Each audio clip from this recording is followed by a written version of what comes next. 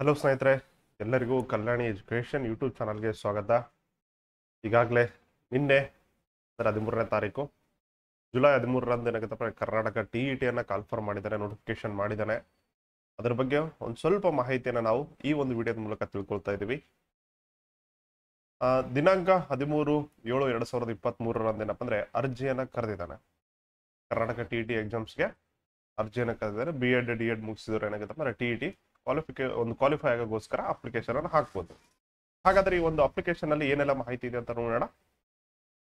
ಮೊದಲನೇದಾಗಿ ಏನಾಗುತ್ತಪ್ಪ ಅಂದ್ರೆ ಕರ್ನಾಟಕ TET ಕರ್ನಾಟಕ ಶಿಕ್ಷಕರ ಅರ್ಹತಾ ಪರೀಕ್ಷೆಗೆ ಏನಾಗುತ್ತಪ್ಪ ಅಂದ್ರೆ ದಿನಾಂಕ 14/7/2023ರಿಂದ ಅರ್ಜಿ ಸಲ್ಲಿಸಲು ಪ್ರಾರಂಭ ಆಗುತ್ತೆ. ಅಂದ್ರೆ ಇವತ್ತೇನಾಗುತ್ತಪ್ಪ ನೀವು ಅರ್ಜಿಯನ್ನು ಸಲ್ಲಿಸುವುದಕ್ಕೆ ಸ್ಟಾರ್ಟ್ ಮಾಡ್ಬೋದು. ಬಟ್ ಇದೇನಿದೆಯಪ್ಪ ಅಂತಂದ್ರೆ ಆಗಸ್ಟ್ 5ಕ್ಕೆ ಏನಾಗುತ್ತಪ್ಪ ಅಂದ್ರೆ ಇದು ಮುಕ್ತಾಯಗೊಳ್ಳುತ್ತೆ. ಅಂದ್ರೆ ಅರ್ಜಿ ಸಲ್ಲಿಸುವುದ ಒಂದು ಕೊನೆಯ ದಿನಾಂಕ ಆಗಿರುತ್ತೆ. ಇಷ್ಟು ಒಳಗಡೆ ಏನಾಗುತ್ತಪ್ಪ ಅಂದ್ರೆ ಅರ್ಜಿಯನ್ನ ಸಲ್ಲಿಸಬೇಕು. ಕೊಟ್ಟಿದ್ದ ನೋಡ್ರಿ, ಅರ್ಜಿಗಳನ್ನು ಸಲ್ಲಿಸಲು ಕೊನೆಯ ದಿನಾಂಕ ಎಷ್ಟಿದೆ? ಆಗಸ್ಟ್ 5 ಇದೆ. ಮುಂದಿನ ತಿಂಗಳು 5ನೇ ತಾರೀಕಿನವರೆಗೆ ನೀವು ಅರ್ಜಿಗಳನ್ನ ಸಲ್ಲಿಸಬಹುದು. ಹಾಗೆ ಇಲ್ಲಿ ಇನ್ನೊಂದು ನೋಟಿಫಿಕೇಶನ್ ಕೂಡ ಕೊಟ್ಟಿದೆ ನೋಡ್ರಿ. ಏನಪ್ಪಾ ಅಂತಂದ್ರೆ ಆನ್ಲೈನ್ ಮೂಲಕ ಅರ್ಜಿಯನ್ನು ಭರ್ತಿ ಮಾಡುವ ಸಂದರ್ಭದಲ್ಲಿ ತಾಂತ್ರಿಕ ತೊಂದರೆ ಅಥವಾ ಸಮಸ್ಯೆ ಎದುರಾದಲ್ಲಿ ಈ ಕಚೇರಿಯ ಸ್ಥಿರ ದೂರವಾಣಿ ಸಂಖ್ಯೆಗಳಾದ ಇಲ್ಲಿ ಏನಾಗುತ್ತಪ್ಪ, ನೀವೇನಾದ್ರೂ ಅಪ್ಲಿಕೇಶನ್ ಸಲ್ಲಿಸಬೇಕಾದ್ರೆ ಏನಾದ್ರೂ ಟೆಕ್ನಿಕಲ್ ಇಶ್ಯೂಸ್ ಆಯ್ತು ಅಂತಂದ್ರೆ ಇಲ್ಲಿ ಆಫೀಸ್ ನಂಬರ್ಸ್ ಅನ್ನ ಮೆನ್ಷನ್ ಮಾಡಿದ್ದಾನೆ, 3 ಕೊಟ್ಟಿದ್ದಾನೆ. ಇದಕ್ಕೆ ನೀವು ಸಂಪರ್ಕವನ್ನ ಮಾಡಬೇಕು. ತುಂಬಾ ಜನ ಏನಾಗುತ್ತಪ್ಪ ಅಂತಂದ್ರೆ ನಿಮ್ಮ ಸ್ನೇಹಿತರಿಗೆ ಕೇಳೋದು ಅಥವಾ ಇನ್ನೊಬ್ಬರಿಗೆ ಯಾರಿಗೂ ಸಜೆಷನ್ ಕೇಳೋದನ್ನ ಮಾಡ್ತೀರಾ. ಇದೆಲ್ಲವನ್ನ ಏನು ಮಾಡಕ್ ಹೋಗ್ಬಿಡ್ರಿ. ಡೈರೆಕ್ಟ್ ಆಗಿ ಏನಾಗುತ್ತಪ್ಪ, ಯಾರಿಗೂ ಪರಿಪೂರ್ಣವಾಗಿ ಗೊತ್ತಿರಲ್ಲ. ನೀವು ನಮಗೂ ಫೋನ್ ಮಾಡಿದ್ರು ಕೂಡ ನಮ್ಗೆ ಅಷ್ಟೊಂದು ಕ್ಲಾರಿಫಿಕೇಶನ್ ಗೊತ್ತಿರಲ್ಲ. ಸೊ ನಿಮ್ಗೆ ಯಾವ ರೀತಿಯಾದ ಪ್ರಾಬ್ಲಮ್ಸ್ ಬರುತ್ತಲ್ಲ,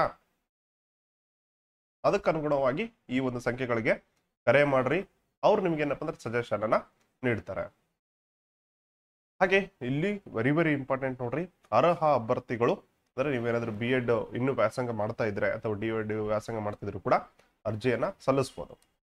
ಸೊ ಅರ್ಹ ಅಭ್ಯರ್ಥಿಗಳು ಅರ್ಜಿಯನ್ನು ಸಲ್ಲಿಸಲು ನಿಗದಿಪಡಿಸಿದ ಕೊನೆಯ ದಿನಾಂಕದವರೆಗೆ ಕಾಯದೆ ಮುಂಚಿತವಾಗಿ ಅರ್ಜಿಗಳನ್ನು ಸಲ್ಲಿಸುವುದು. ಇದು ಬಹಳ ಇಂಪಾರ್ಟೆಂಟ್. ನಾವೆಲ್ಲ ಏನ್ ಮಾಡ್ತೀವಿ, ಇವಾಗ ನೋಟಿಫಿಕೇಶನ್ ಆಗಿದೆ ಅಂದ್ರೆ ಇನ್ನು ಲಾಸ್ಟ್ ಡೇಟ್ 5ನೇ ತಾರೀಕಿಗೆ ಆದ, ಅವಾಗ ನೋಡ್ಕೊಂಡ್ರೆ ಆಯ್ತು ಅಂತ ಅದು ನಮ್ಗೆ ಬುಡ್ಗ ಅಂತ ಬಂದು ಲಾಸ್ಟ್ ರಾತ್ರಿ 11 ಗಂಟೆಗೋ 12 ಗಂಟೆಗೆ ನೆನಪಾಗ್ತದ. ಅವಾಗ ನಾವೇನಾಗುತ್ತಪ್ಪ ಅಂದ್ರೆ ಅಪ್ಲಿಕೇಶನ್ ಹಾಕಕ್ ಹೋಗ್ತೀವಿ. ಬಟ್ ಅದು ಅಪ್ಲಿಕೇಶನ್ ತಗೊಲ್ಲ, ಸರ್ವರ್ ಬಿಸಿಯೋ ಸಮಥಿಂಗ್. ಏನಪ್ಪ ಅಂದ್ರೆ ಕೆಲವೊಂದ್ಸಲ ವೆಬ್ಸೈಟ್ ಓಪನ್ ಆಗಲ್ಲ. ಸೊ ಆ ತರ ಏನಪ್ಪ ತೊಂದರೆಗಳಿಗೆ ಒಳಗಾಕ ಹೋಗ್ಬೇಡ್ರಿ. ಅಡ್ವಾನ್ಸ್ ಇವತ್ತು 14 ಇದೆ. ಇವತ್ತೆಲ್ಲ ಡಾಕ್ಯುಮೆಂಟ್ಸ್ ಏನಾದ್ರು ನಿಮ್ಗೆ ಇದ್ದಿದ್ದಿಲ್ಲ ಅಂತಂದ್ರೆ ಅರ್ಹ ಡಾಕ್ಯುಮೆಂಟ್ಸ್ಗಳನ್ನೆಲ್ಲವನ್ನ ತಗೊಳ್ರಿ. ತಗೊಂಡ್ಬಿಟ್ಟು ಏನಾಗುತ್ತಪ್ಪ ಅಂದ್ರೆ 1 ವಾರದ ಒಳಗಡೆನೆ ಈ ಒಂದು ಅಪ್ಲಿಕೇಶನ್ಸ್ ಅನ್ನ ಹಾಕ್ಬಿಟ್ಟು ನೀವು ಓದಕ್ಕೆ ತಯಾರು ಮಾಡ್ರಿ. ಹಂಗಂತಲ್ಲ ಅಪ್ಲಿಕೇಶನ್ ಹಾಕಿದ್ಮೇಲೆ ಹೋದ್ರಿ ಅಂತಲ್ಲ ನನ್ನ ಮಾತು. ಓಕೆ, ಅಭ್ಯಾಸ ನಿರಂತರವಾಗಿರ್ಲಿ. ಅಟ್ಲೀಸ್ಟ್ ಅಪ್ಲಿಕೇಶನ್ ಹಾಕ್ಬಿಟ್ಟು ನಿಮ್ಮ ಒಂದು ಅಪ್ಲಿಕೇಶನ್ ಡೀಟೇಲ್ಸ್ ಅನ್ನ ನಿಮ್ಮ ಹತ್ರ ಇಟ್ಕೊಂಡಿರಿ. ನೆಕ್ಸ್ಟ್, ಅರ್ಜಿ ಒಂದು ಶುಲ್ಕ ಪಾವತಿಸಲು 5ನೇ ತಾರೀಕು 8ನೇ ತಿಂಗಳು 22 ಅಂತ ಕೊಟ್ಟಿದ್ದಾನೆ. ಇಲ್ಲಿ 2023 ಇದು. ಓಕೆ, ಇದೊಂದು ಕರೆಕ್ಷನ್ಸ್ ಅನ್ನ ಮಾಡ್ಕೊಳ್ರಿ. 2022 ಅಲ್ಲ, 2023. ಈ PDF ನಾನ್ ಮಾಡಿಲ್ಲ, ಮತ್ತೆ ಅಫಿಷಿಯಲ್ ಗೌರ್ಮೆಂಟ್ ವೆಬ್ಸೈಟ್ ಲಿಂದ ತಗೊಂಡಿರೋದು. 2023 ರಾತ್ರಿ 12 ಗಂಟೆ ಒಳಗಡೆ ಏನಾಗುತ್ತಪ್ಪ ಅಂದ್ರೆ ಪೇಮೆಂಟ್ ಅನ್ನ ಮಾಡಬೇಕು. ಓಕೆ, ಅಥವಾ ನಿಮ್ಮ ಒಂದು ಡೆಬಿಟ್ ಕಾರ್ಡ್, ಕ್ರೆಡಿಟ್ ಕಾರ್ಡ್ ಅಥವಾ ಇಂಟರ್ನೆಟ್ ಬ್ಯಾಂಕಿಂಗ್ ಮೂಲಕ, ಫೋನ್ ಪೇ, ಈ ತರ ಏನಾಗುತ್ತಪ್ಪ ಆನ್ಲೈನ್ ಮೂಲಕ ಕೂಡ ನೀವು ಪೇಮೆಂಟ್ ಅನ್ನ ಮಾಡಬಹುದು. ಪ್ಲಸ್ ಏನಾಗುತ್ತಪ್ಪ ಅಂತಂದ್ರೆ ಆ ಒಂದು ರಿಸಿಪ್ಟ್ ಅನ್ನ ತಗೊಂಡ್ಬಿಟ್ಟು ನೀವು ಪೋಸ್ಟ್ ಆಫೀಸ್ ಅಲ್ಲಿ ಅಥವಾ ಬ್ಯಾಂಕ್ ಅಲ್ಲಿ ಏನಾಗುತ್ತಪ್ಪ ಅಂದ್ರೆ ಈ ಒಂದು ಚಲನ್ ಅನ್ನ ಕಟ್ಬೋದು. ಸೆಕೆಂಡ್ ನೋಡ್ರಿ, ಅಭ್ಯರ್ಥಿಯು ಅರ್ಜಿ ಶುಲ್ಕ ಪಾವತಿಸಿ ಅರ್ಜಿಯನ್ನು ಒಮ್ಮೆ ಸಬ್ಮಿಟ್ ಮಾಡಿದ ಮೇಲೆ ಯಾವುದೇ ಮಾಹಿತಿಗಳನ್ನು ಭರ್ತಿ ಮಾಡಲು ಅವಕಾಶವಿರುವುದಿಲ್ಲ. ಇದು ಬಹಳ ಕೇರ್ಫುಲ್. ತುಂಬಾ ಜನ ಏನಾಗುತ್ತಪ್ಪ ಅಂದ್ರೆ ಅವಸರದಲ್ಲಿ ನೀವು ಏನ್ ಅರ್ಜೆಂಟ್ ಅಲ್ಲಿ ಇರ್ತೀರೋ ಗೊತ್ತಿಲ್ಲ ನನಗಂತರೂ. ಅರ್ಜೆಂಟ್ ಅಲ್ಲಿ ಏನಾಗುತ್ತಪ್ಪ ಅಂತಂದ್ರೆ ನೀವು ಫಾರ್ಮ್ ಅನ್ನ ಫಿಲ್ಅಪ್ ಮಾಡಿಬಿಡ್ತೀರಾ. ಫಿಲ್ಅಪ್ ಮಾಡಿ ಆಮೇಲೆ ಫೋನ್ ಮಾಡ್ತೀರಾ, ಸರ್ ಇದನ್ನ ತಿದ್ದುಪಡಿ ಮಾಡ್ಬೇಕು, ಏನ್ ಮಾಡ್ಬೇಕು ಸರ್ ಅಂತ. ಓಕೆ, ಆತರ ಮಾಡಕ್ ಹೋಗ್ಬಿಡ್ರಪ್ಪ. ಇದು ನಿಮ್ಮ ಜೀವನದ ಪ್ರಶ್ನೆ. ಓಕೆ, ಜೀವನದ ಪ್ರಶ್ನೆ. ಹಾಗೇನಾಗುತ್ತಪ್ಪ ಅಂದ್ರೆ ನಿಮ್ಮ ಒಂದು ಸ್ಪರ್ಧಾತ್ಮಕ ಪರೀಕ್ಷೆಯಲ್ಲಿ ಮೊದಲ ಮೆಟ್ಟಿಲು ಅಂತ ಕರೆದ್ರು ಕೂಡ ತಪ್ಪಾಗಲ್ಲ. ಹಾಗಾಗಿ ಮೊದಲನೇ ಮೆಟ್ಟಿನಲ್ಲೇ ನೀವು ಎಡವಾಗಿ ಹೋಗ್ಬೇಡ್ರಿ. ನೀಟಾಗಿ ಫಸ್ಟ್ ಅಪ್ಲಿಕೇಶನ್ ಹಾಕ್ರಿ. ಹಾಗೆ ಪರೀಕ್ಷೆ ಬರೆಯಬೇಕಾದ್ರೂ ಕೂಡ ಇದು ಗಮನದಲ್ಲಿರಲಿ. ಪರೀಕ್ಷೆ ಬರಿಬೇಕಾದ್ರೆ ನೀವು ಒಂದು 4 ಆನ್ಸರ್ ತಪ್ಪು ಮಾಡಿ ಬಂದ್ರೂ ಪರವಾಗಿಲ್ಲ, ಅಥವಾ 4 ಕ್ವಶನ್ಸ್ ಬಿಟ್ಟು ಬಂದ್ರೂ ಪರವಾಗಿಲ್ಲ, ಬಟ್ ನಿಮ್ಮ ಹಾಲ್ ಟಿಕೆಟ್ ನಂಬರ್ನ ಸರಿಯಾಗಿ ತುಂಬ್ರಿ. ಓಕೆ, ಇನ್ಸ್ಟ್ರಕ್ಷನ್ ಕರೆಕ್ಟಾಗಿ ಓದಿ ನಿಮ್ಮ ಹಾಲ್ ಟಿಕೆಟ್ ಅನ್ನ ಕರೆಕ್ಟಾಗಿ ತುಂಬ್ರಿ. ಎಲ್ಲ ಆನ್ಸರ್ಸ್ ನೀವು ಕರೆಕ್ಟ್ ಆಗಿ ಬಂದು ಲಾಸ್ಟ್ ಹಾಲ್ ಟಿಕೆಟ್ ನಂಬರ್ ಯಾಕೆ ಬಂದಿದ್ದಿಲ್ಲ ಅಂತಂದ್ರೆ ಅದು ಇಡೀ ಎಕ್ಸಾಮೇ ವ್ಯರ್ಥ ಆಗಿ ಹೋಗ್ಬಿಡ್ತದೆ. ನೆಕ್ಸ್ಟ್, ನೀವು ದೊಡ್ಡ ದೊಡ್ಡ ಮಿಸ್ಟೇಕ್ ಮಾಡಲ್ಲ, ಇಂಥ ಸಿಲಿ ಮಿಸ್ಟೇಕ್ಸೇ ಮಾಡೋದು.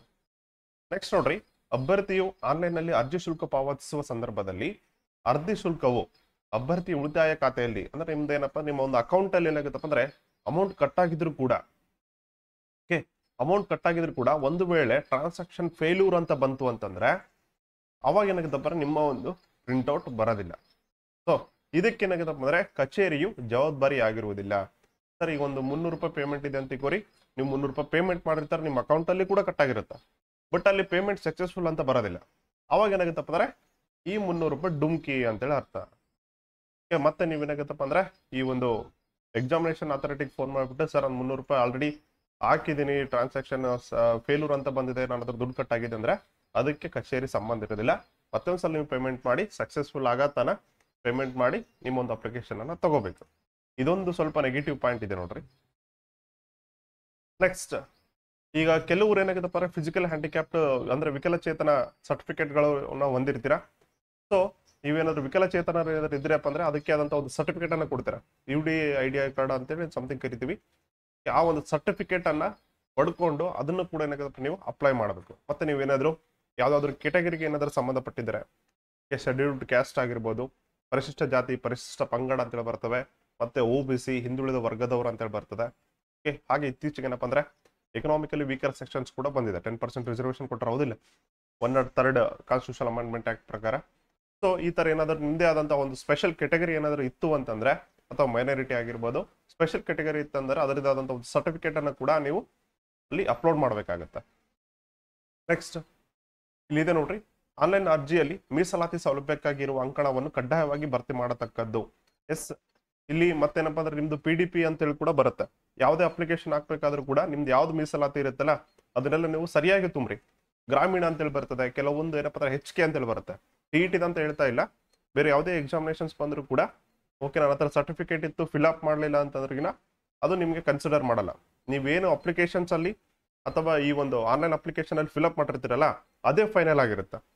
ಅದೇ ನಿಮ್ಗೆ ವೆರಿಫಿಕೇಶನ್ ಮತ್ತು ಜಾಬ್ ತರ ಅದೇ ಕಂಟಿನ್ಯೂಯೇಷನ್ ಆಗುತ್ತೆ. ನೆಕ್ಸ್ಟ್ ಇಲ್ಲಿ ಒಂದು ಸ್ಟಾರ್ಟಿಂಗ್ ಏನಾಗುತ್ತಪ್ಪ ಅಂದ್ರೆ ನೀವು ಇದೆಲ್ಲ ಪ್ರೊಸೀಜರ್ ಸ್ಟಾರ್ಟ್ ಮಾಡೋಕ್ಕಿಂತ ಮೊದಲು ಇಲ್ಲಿ ಹೊಸ ಒಂದು ನ್ಯೂ ಯೂಸರ್ ಐಡಿನ ಕ್ರಿಯೇಟ್ ಮಾಡೋದಾಗಿರ್ಬೋದು, ಮತ್ತೆ ಅದಕ್ಕೊಂದು ಪಾಸ್ವರ್ಡ್ ಸೆಟ್ ಮಾಡೋದಾಗಿರ್ಬೋದು, ಇದು ಫಸ್ಟ್ ಸ್ಟೆಪ್ ಆಗಿರುತ್ತೆ. ಮುಂದೆ ಏನಾಗುತ್ತಪ್ಪ ಅದನ್ನ ಡೀಟೇಲ್ಸ್ ಕೂಡ ಕೊಟ್ಟಿದ್ದಾನೆ, ಅದ್ರ ಬಗ್ಗೆ ನಾವು ಡಿಸ್ಕಷನ್ ಮಾಡೋಣ ಅಂತ. ಇಲ್ಲಿ ಈ 3 ಮಾತ್ರ ನೀವು ಮರೆಯಕ್ಕೆ ಹೋಗ್ಬಿಡ್ರಿ. ನೀವು ಏನೇ ಮರೆತರು ಕೂಡ ಅರ್ಜಿ ಪ್ರಾರಂಭ ಇವತ್ತಾಗ್ತಾ ಇದೆ, ಕೊನೆಯ ದಿನಾಂಕ 5ನೇ ತಾರೀಕಿದೆ, ಪೇಮೆಂಟ್ ಕೂಡ 5ನೇ ತಾರೀಕು ರಾತ್ರಿ 12 ಗಂಟೆ ತನ ಇದೆ. ಈ ಡೇಟ್ಸ್ ಗಳನ್ನ ಮರೆಯಕ್ಕೆ ಹೋಗ್ಬಿಡ್ರಿ. At least application ಹಾಕತನಾದ್ರೂ ಮರೆಯಕ್ಕೆ ಹೋಗ್ಬಿಡ್ರಿ. ಇಲ್ಲಿದೆ ನೋಡ್ರಿ, ಫಸ್ಟ್ ಸ್ಟೆಪ್ ಏನಾಗುತ್ತಪ್ಪ ಅಂದ್ರೆ ಇಲ್ಲಿ ನೀವು ಒಂದು ಯೂಸರ್ ನೇಮ್ ಮತ್ತು ಪಾಸ್ವರ್ಡ್ ಅನ್ನು ಕ್ರಿಯೇಟ್ ಮಾಡ್ಬೇಕಾಗತ್ತೆ. ಇಲ್ಲಿದೆ ನೋಡ್ರಿ, ನ್ಯೂ ಯೂಸರ್ ಅಂತೇಳಿ. ಹೊಸದಾಗಿ ನೀವೇನಾದ್ರೂ ಈ ಒಂದು TET ಅನ್ನ ನೀವು ಬರಿತಾ ಇದ್ರಪ್ಪ ಅಂತಂದ್ರೆ ಒಂದು ಹೊಸ ನ್ಯೂ ಯೂಸರ್ ಐಡಿಯನ್ನ ನೀವೇನಾಗುತ್ತಪ್ಪ ಅಂತಂದ್ರೆ ಕ್ರಿಯೇಟ್ ಮಾಡಬೇಕಾಗತ್ತೆ. ಒಂದು ವೇಳೆ ನೀವು ಪಾಸ್ವರ್ಡ್ ನೆಕ್ಸ್ಟ್ ಟೈಮ್ ಲಾಗಿನ್ ಮಾಡಬೇಕಾದ್ರೆ ಪಾಸ್ವರ್ಡ್ ಮರ್ತೋದ್ರು ಕೂಡ ಫರ್ಗಟ್ ಪಾಸ್ವರ್ಡ್ ಆಪ್ಷನ್ ಕೂಡ ಇಲ್ಲಿ ಮೆನ್ಷನ್ ಮಾಡಿದ್ದಾರೆ. ಓಕೆ, ಆದಷ್ಟು ನಿಮಗೆ ನೆನಪಲ್ಲಿರೋದನ್ನ ಮಾತ್ರ ಈ ಒಂದು ಪಾಸ್ವರ್ಡ್ ಅಥವಾ ಯೂಸರ್ ನೇಮ್ ಆಗಿಡ್ರಿ. ನೆಕ್ಸ್ಟ್ ಇಲ್ಲಿ ಕೊಟ್ಟಿದೆ ನೋಡ್ರಿ, ಓಕೆ, ನ್ಯೂ ಯೂಸರ್ ಕ್ರಿಯೇಟ್ ಮಾಡಬೇಕಾದ್ರೆ ನಿಮ್ಮ ಒಂದು SLC ಅನ್ನ ಕನ್ಸಿಡರ್ ಮಾಡ್ತಾರೆ. ಓಕೆ, SLC ಅಲ್ಲಿ ಇರುವಂತಹ ಹೆಸರು, ಆಧಾರ್ ಕಾರ್ಡ್ ನಂಬರು, ಹಾಗೆ ಇಲ್ಲಿ ಏನಾಗುತ್ತಪ್ಪ ನಿಮ್ಮ ಮೊಬೈಲ್ ಸಂಖ್ಯೆ, ಇಮೇಲ್ ID, ನೆಕ್ಸ್ಟ್ ಏನಂದ್ರೆ ಯೂಸರ್ ನೇಮ್. ಇವೇನಂತ ಇಡ್ತೀರಾ ಯೂಸರ್ ನೇಮ್, ಅದಕ್ಕೆ ಒಂದು ಪಾಸ್ವರ್ಡ್, ಆ ಒಂದು ಕನ್ಫರ್ಮ್ ಪಾಸ್ವರ್ಡ್ ಮಾಡಿದ್ರಪ್ಪ ಅಂದ್ರೆ ನಿಮ್ಮ ಒಂದು ಯೂಸರ್ ID ಸ್ಟಾರ್ಟ್ ಆಗುತ್ತೆ. ಅದಕ್ಕೊಂದು OTP ಬರುತ್ತೆ, ಅದನ್ನ ಲಾಗಿನ್ ಮಾಡ್ಬೇಕಷ್ಟೇ. ಓಕೆ, ಇದು ಪ್ರತಿಯೊಂದು ಕೂಡ ನಿಮ್ಗೆ ಏನಂದ್ರೆ 0% ನಾಲೆಡ್ಜ್ ಇದೆಪ್ಪ, ನನಗೆ ಅಪ್ಲಿಕೇಶನ್ ಹಾಕಕ್ಕೆ ಬರೋದಿಲ್ಲ ಅಂತಂದ್ರೂ ಕೂಡ ತೊಂದರೆ ಇಲ್ಲ.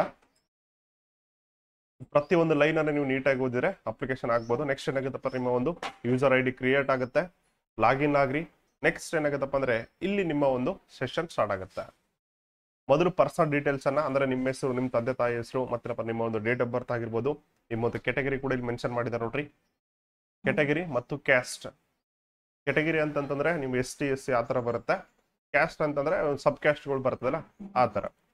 ಓಕೆ, ಇಲ್ಲೆಲ್ಲವೂ ಕೂಡ ನಿಮ್ಮ ಒಂದು ಪರ್ಸನಲ್ ಡೀಟೇಲ್ಸ್ ಅನ್ನ, ಅಡ್ರೆಸ್ ಆಗಿರ್ಬೋದು ಎಲ್ಲವನ್ನ ನೀವು ಫಿಲ್ಅಪ್ ಮಾಡಬೇಕಾಗುತ್ತೆ. ನಮ್ಮ ನೆಕ್ಸ್ಟ್ ಏನಾಗುತ್ತೆ ನಿಮ್ಮ ಒಂದು ಎಜುಕೇಶನ್ ಕ್ವಾಲಿಫಿಕೇಶನ್, ನೀವೇನಾದರೂ ಬಿ ಎಡ್ ಮಾಡಿದಿರಾ, ಸ್ಪೆಷಲ್ ಬಿ ಎಡ್ ಮಾಡಿದಿರಾ ಅಥವಾ ಡಿ ಎಡ್ ಮಾಡಿದಿರಾ, ಈ ಒಂದು ಕ್ವಾಲಿಫಿಕೇಶನ್ ಅನ್ನು ಫಿಲ್ಅಪ್ ಮಾಡಬೇಕಾಗತ್ತೆ. ನೆಕ್ಸ್ಟ್ ಎಲಿಜಿಬಿಲಿಟಿ ಟೆಸ್ಟ್ ಪೇಪರ್ ಬರುತ್ತೆ, ಫೋಟೋ ಆ್ಯಂಡ್ ಸೈನ್ ಅನ್ನು ಅಪ್ಲೋಡ್ ಮಾಡಬೇಕಾಗುತ್ತೆ. ಹಾಗೆ ಇಲ್ಲಿ ಫೋಟೋ ಸೈನ್ ಅಂತ ಬಂದಾಗ ಇದರದ್ದೇ ಆದಂಥ ಒಂದು ಡೈಮೆನ್ಷನ್ ಇರುತ್ತೆ. ಓಕೆ, ನೀವು ಯಾವುದೋ ಒಂದು ಏನಪ್ಪ ಅಂದ್ರೆ ಸೆಲ್ಫಿ ಗಿಲ್ಫಿ ಎಲ್ಲ ಅಪ್ಲೋಡ್ ಮಾಡೋ ರೀತಿ ಇರಲಿಲ್ಲ. ಏನಕ್ಕಪ್ಪ ತಂದೆ ಆದಂಥ ಒಂದು ಫ್ಯೂಚರ್ ಅನ್ನು ಹೊಂದಿರುತ್ತೆ. ಈ ಮೂಲಕ ಏನಾಗುತ್ತಪ್ಪ ಅಂದ್ರೆ ನೀವು ನಿಮ್ಮ ಒಂದು ಭಾವಚಿತ್ರಗಳನ್ನ ಅಪ್ಲೋಡ್ ಮಾಡಬೇಕಾಗತ್ತೆ. ಇಲ್ಲಿ ನೋಡ್ರಿ, ಇಲ್ಲಿ ಡೈಮೆನ್ಷನ್ ಕೂಡ ಕೊಟ್ಟಿದ್ದಾನೆ.